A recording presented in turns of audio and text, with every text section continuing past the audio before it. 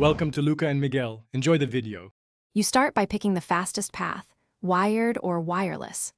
Plug an HDMI cable into the movie source and the TV, or attach an adapter for your phone. Make sure the TV input matches. If you choose casting, connect both devices to the same Wi-Fi network and enable the TV's casting or AirPlay mode.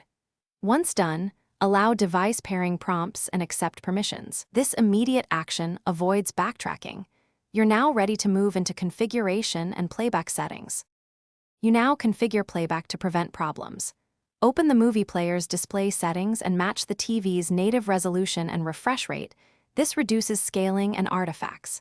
Next, choose audio output.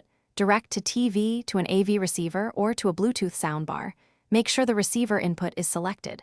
If you're casting, check for network congestion and enable low latency modes or wired Ethernet for the caster. Once optimized, test a short clip to verify sync and quality before the full movie. You finish by launching the full movie and observing audio, video, and subtitle timing.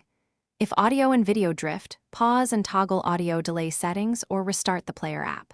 When video won't display, reseat the HDMI cable or swap adapters. Often a different cable fixes handshake issues. For wireless instability, move devices nearer the router, reduce interference, or switch to Ethernet. If problems persist, reboot TV and source device. Simple restarts resolve most final issues. Thanks for watching and please subscribe. It's the best investment you'll ever make.